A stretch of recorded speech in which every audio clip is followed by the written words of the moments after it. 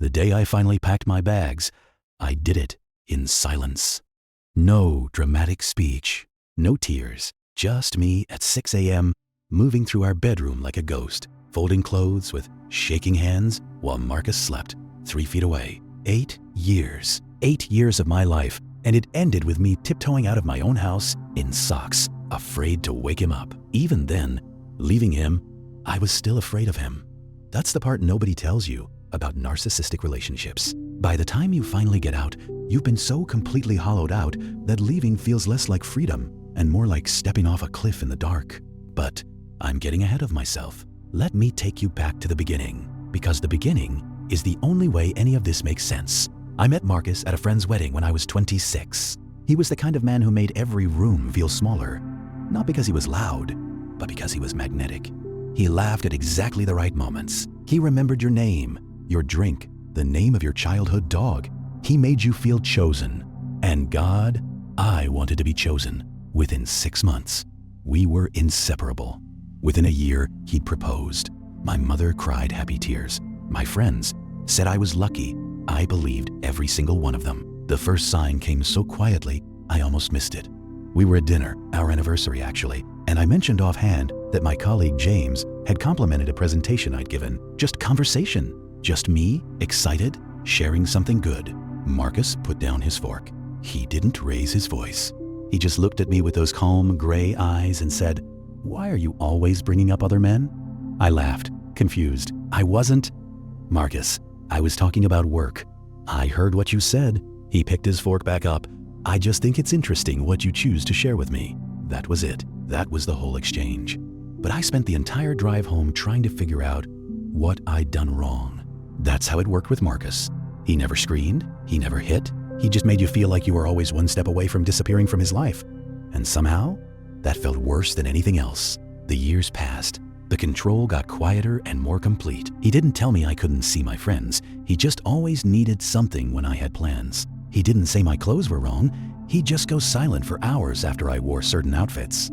He didn't call me stupid. He'd just sigh slowly, patiently, like he was explaining something to a child. Whenever I spoke in front of his colleagues, I started shrinking, not all at once. Slowly, the way a candle burns down.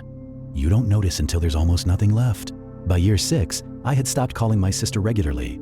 I had quit the yoga class I loved because Marcus found the instructor unprofessional. I had turned down a job promotion because Marcus said the hours would put pressure on us. And I actually thanked him for the guidance. I had become a version of myself I didn't recognize. The moment everything shifted came on a Tuesday.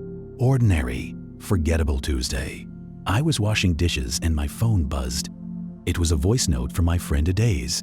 We'd drifted, but she still checked in sometimes. Her message was only 20 seconds long. She said, "I just want you to know I'm here. I don't know what's happening in your life, but every time we talk, you sound smaller. You don't have to stay somewhere that's making you disappear." I stood at that sink for a long time. I played it again and again. I didn't cry. I just felt something click back into place inside me, like a bone that had been dislocated for years, suddenly finding its socket. I started planning that night. It took 4 months. I opened a bank account he didn't know about. I moved small amounts of money, quietly, consistently. I spoke to a lawyer in secret. She was a friend of Adaze's, calm and methodical, and she helped me understand exactly what I was entitled to. I backed up important documents. I made arrangements to stay with my sister in Abuja. Marcus noticed nothing, because he never really watched me. He watched himself, reflected in me. The morning I left, he was still asleep. I stood in the doorway of our bedroom and looked at him for what I told myself would be the last time. I thought I'd feel rage, or grief, or closure. I felt nothing, and somehow, that was the saddest part of all. I took my bags. I took my daughter's bag. Yes, our daughter, Zara, 7 years old and staying with my mother that week, which is the only reason I could leave without a scene. I walked out the front door. I got in the car. I drove. I was 3 hours away when my phone started ringing. I didn't answer. By that evening, I was at my sister's house eating jollof rice I hadn't made myself, letting Zara sleep beside me while I stared at the ceiling and thought, it's over. It's finally over. But that's where I was wrong. 2 weeks after I left, Marcus filed for custody. Full custody. not joint, full. He wanted Zara every weekday, with me getting alternating weekends, effectively turning me into a part-time mother. I remember my lawyer reading me the documents over the phone. I had to sit down. He wasn't just fighting back, he was going for the thing he knew would break me completely. Then came the affidavit. In it, Marcus had documented, carefully, methodically, over what must have been years, every incident where I'd been what he called emotionally unstable. The time I cried after his work Christmas party. The month Zara was a newborn and I'd struggled with sleep deprivation and snapped at him. A single occasion where I'd had too much wine at his colleague's birthday and he'd driven me home. He had photos, dates, even a note from his own doctor, who I had never met, describing concerns raised about my mental state. He had been building a case against me while we lived together, while I washed his dishes and attended his dinners and smiled at his friends and told myself things weren't that bad. He had been preparing for the possibility that I might one day leave, and he had been ready. For 2 weeks, I could barely function. I kept thinking, how could I not have seen it? But that's the cruelty of it. I couldn't see it because I was inside it. And while I was inside it, loving him and fearing him and excusing him, he was building walls around me I didn't even know existed. The case was brutal. There were hearings, evaluations, character witnesses. Marcus was charming in court, measured, concerned, the picture of a devoted, worried father. Several people who'd known us as a couple testified that I'd seemed erratic. I stood there and listened to my marriage being rewritten in someone else's words. But here is the thing about silence.